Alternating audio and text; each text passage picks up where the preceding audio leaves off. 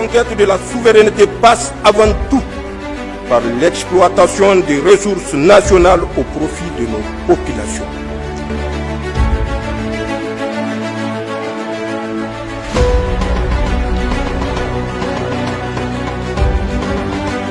Le cercle indépendant de réflexion et d'action citoyenne CIRAC a rendu public ce matin une déclaration. Elle est relative aux assises nationales de la refondation dont les conclusions ont été remises le 10 mars dernier au chef de l'État. Le compte-rendu de Nadia Maman et Amadou Bourema.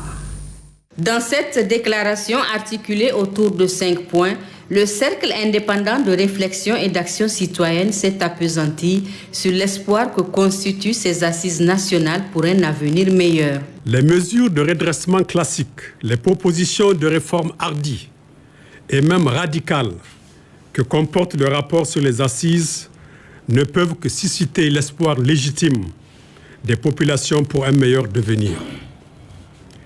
Mais quelle que soit leur pertinence, ces mesures ne valent que ce que vaudront les hommes et les femmes qui seront chargés de leur mise en œuvre. L'avènement du Niger nouveau que nous appelons de tous nos voeux exige de chacune et de chacun de nous une volonté inébranlable de donner le meilleur de nous-mêmes au Niger.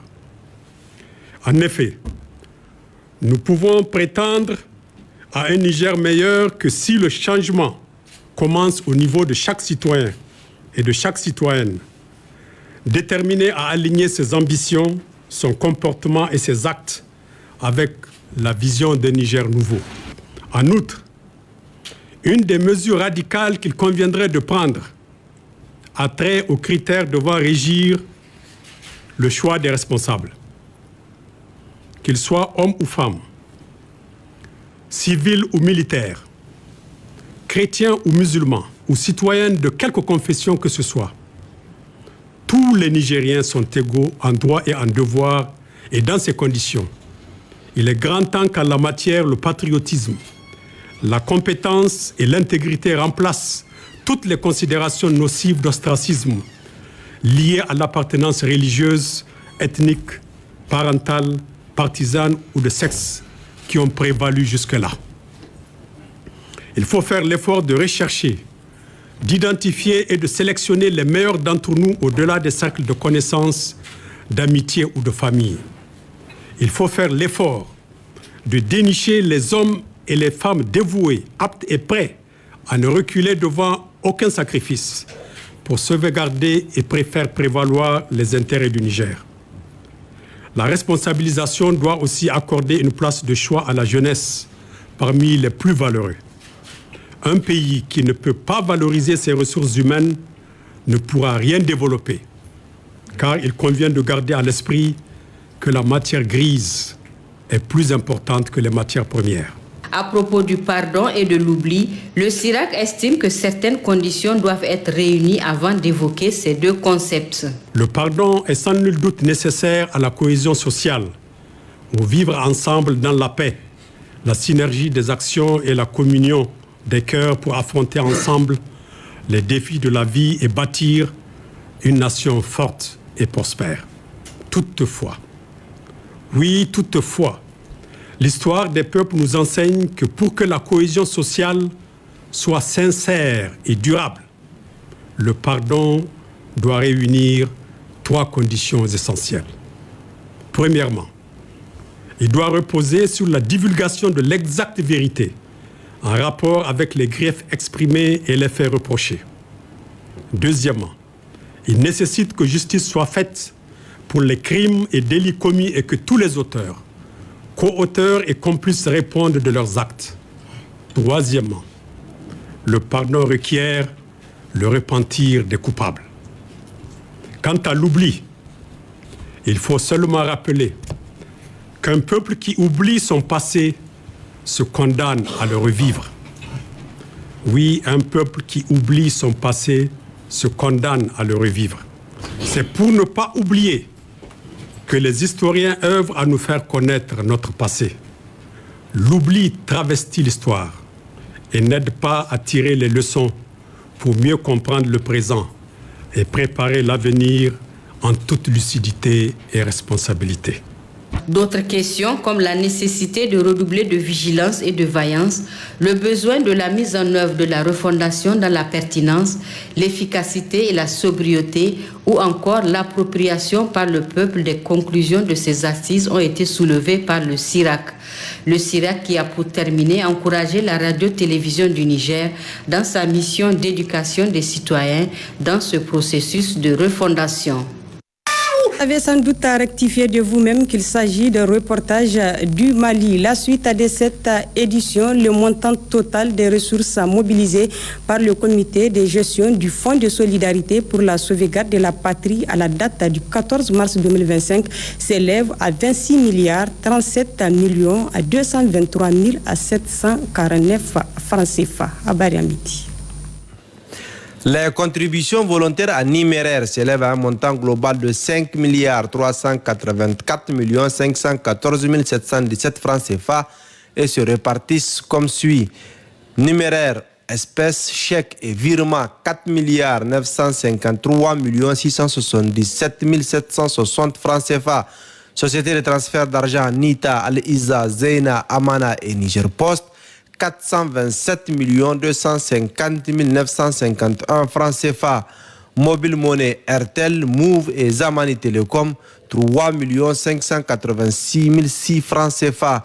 Carte Visa et Mastercard 2 378 620 francs CFA. Les contributions volontaires en nature s'évaluent à un montant de 3 milliards 995 290 993 francs CFA.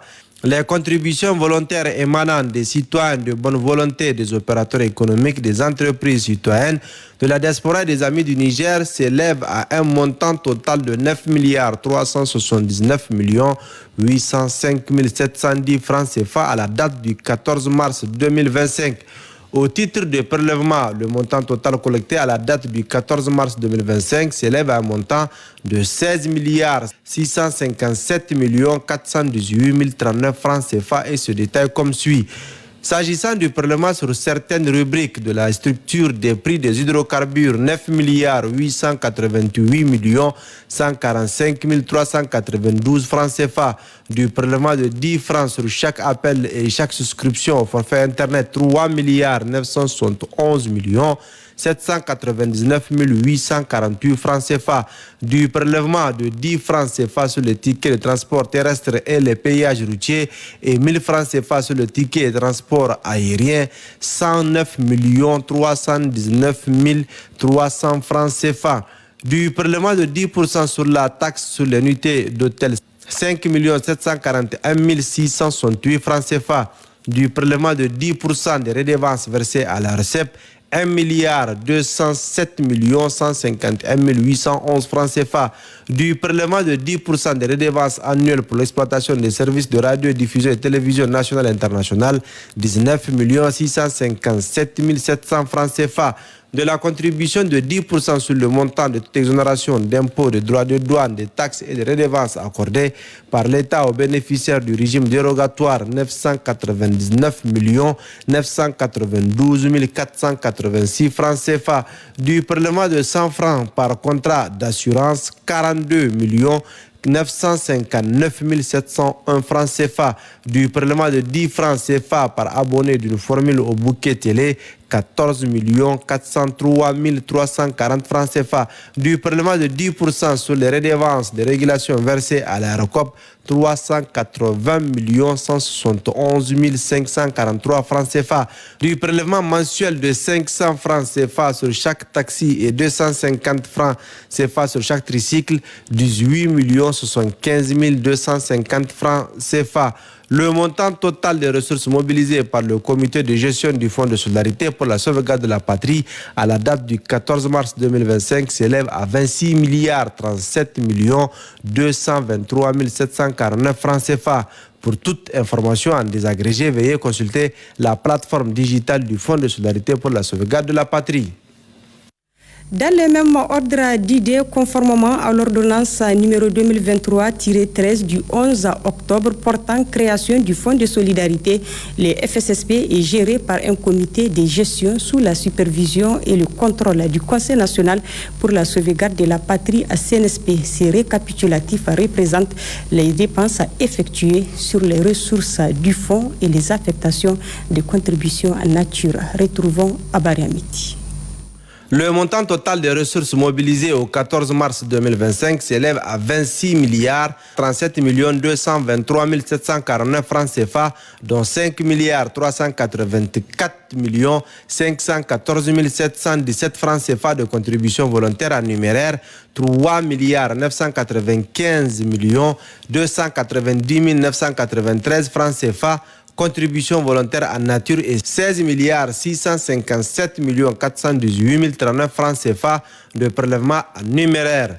Les sorties des ressources mobilisées pour le Fonds de solidarité pour la sauvegarde de la patrie FSSP au 14 mars 2025 sont constituées des dépenses effectuées sur les contributions en numéraire et les affectations effectuées sur les contributions en nature. Au titre des dépenses effectuées sur les contributions en numéraire, elles s'élèvent à 14 milliards 525 115 822 francs CFA et se constituent de dépenses d'intervention et de dépenses de fonctionnement. Les dépenses d'intervention s'élèvent à 14 milliards 237 522 555 francs CFA au 14 mars 2025 et se composent d'acquisitions de financement de projets ainsi que suit. Au profit des forces de défense et de sécurité FDS, matériel de transport, véhicules et motos, 9 milliards 185 700 000 francs CFA. Matériel de transmission et accessoires, 1 milliard 155 706 136 francs CFA. Matériel technique, drones et accessoires, 304 750 000 francs CFA. Pneumatique 526 500 000 francs CFA. Dépenses urgentes de sécurité 1 milliard 404 877 560 francs CFA. Au profit des citoyens, des producteurs ruraux et des populations déplacées, jeunes et femmes, des projets ont été également financés à hauteur de 1 milliard 659 988 859 francs CFA. Il s'agit du projet de réhabilitation des aménagements hydro-agricoles des sites LADA et CDA dans la région de Difa, projet Ilmi Danasiha à Missali Éducation de masse et le projet de développement de la filière poisson dans la région de Difa. Les dépenses de fonctionnement s'élèvent à 287 593 267 francs CFA, soit 1,1% des ressources totales mobilisées au 14 mars 2025 et se détaille comme suit. Rémunération personnelle et prestataire 255 108 219 francs CFA. Communication 18 826 000 francs CFA. Mission et déplacement 7 940 956 francs CFA. Carburant 4 19 992 francs CFA. Entretien véhicules et motos 320 762 francs CFA. Entretien bâtiment 570 625 francs CFA. Fourniture de bureau 806 713 francs CFA. Au titre des affectations effectuées sur les contributions volontaires en nature, la valeur déclarée de contributions volontaires en nature mobilisées s'élève à 3 milliards 995 290 993 francs CFA, dont 3 milliards 409 388 148 francs CFA ont été affectés. Ces affectations sont composées de bourses d'études, de vivres, de produits pharmaceutiques, de matériel de transport, des équipements de bureaux, de matériel informatique, de la connexion Internet et abonnement, des couvertures médiatiques ainsi que divers articles et services offerts par des bonnes volontés. Les marchés en cours d'exécution à la date du 14 mars 2025 s'élèvent à 7 milliards 783 888 671 francs CFA. Ainsi sont présentées les sorties des ressources mobilisées par le Fonds de solidarité pour la sauvegarde de la patrie. Et pour toute information en désagrégé, veuillez consulter la plateforme digitale du Fonds de solidarité pour la sauvegarde de la patrie. Bienvenue à toutes et à tous. Comme annoncé, le ministère de l'Artisanat et du Tourisme a organisé hier soir une cérémonie pour honorer les lauréats du Festival international de la gastronomie et de l'identité culturelle des pays de l'Alliance des États du Sahel, à leur attribuant des témoignages de satisfaction pour leur performance exceptionnelle d'avoir participé à cet événement. C'est la ministre de l'Artisanat et du Tourisme qui a présidé la cérémonie. D'autres précisions avec Issa Ousmane Mohamed et Abdurrahman Jean. Ouagadougou, Burkina Faso, du 25 au 28 février dernier, la capitale burkinabé a été le théâtre de la première édition du Festival international de la gastronomie et de l'identité culturelle des pays de l'Alliance des États du Sahel, AES. Cet événement a réuni des participants du Burkina Faso, du Mali et du Niger, avec pour objectif de célébrer et de promouvoir les richesses culinaires et culturelles de ces nations. Le Festival international de la gastronomie et de l'identité culturelle des pays de l'AES est bien plus qu'un simple événement. C'est un carrefour vivant où se croisent des cultures, des savoir-faire, des traditions et des valeurs du monde entier. Cette année, le Niger a une fois de plus marqué les esprits en y participant avec une prestation exceptionnelle de ses artisans, cuisiniers et créateurs. C'est le kit que j'avais présenté lors de la compétition. On a 3 variétés de riz qui représentent le Niger, le Mali et le Burkina. Et moi aussi, je présentais le jus de patate douce. Le jus là a beaucoup de vertus. Par exemple, le jus là, ça réduit le taux de glycémie. Et en même temps, pour les femmes, ça augmente des hormones. Je présentais une bouillie d'arachide accompagnée du blé. C'est le premier prix comme ça, c'est un dessert chaud. Le physique, c'était cette idée ingénieuse de 3 femmes leaders de l'AES, j'allais dire, décidé à un moment de faire un travail très souverain. C'est celui de puiser dans notre histoire culinaire pour avoir des plats uniformes. L'objectif, c'est que ces plats et ces recettes seront dans les avions, dans les hôtels, dans les restaurants de nos 70 millions d'habitants quand même. C'est ça, cette souveraineté dont nous parlons. En encourageant cette dynamique, le Niger ouvre des portes pour que le monde entier découvre et s'inspire de sa richesse culturelle. Une fois à Niamey, les lauréats ont eu droit à un accueil chaleureux et une cérémonie officielle au cours de laquelle ils ont reçu des témoignages officiels de satisfaction du Niger par le ministère en charge du tourisme. Le Niger, riche de ses traditions ancestrales, de son savoir-faire inestimable et de sa créativité débordante, ne cesse de se distinguer sur la scène internationale. Et ce n'est que le début. Nous devons continuer à soutenir nos artisans, nos créateurs et nos chefs afin qu'ils puissent poursuivre leur ascension et faire découvrir au monde entier l'essence même de notre identité culturelle. Ces secteurs génèrent des emplois, stimulent la croissance et sont essentiels à la transmission de nos valeurs aux générations futures.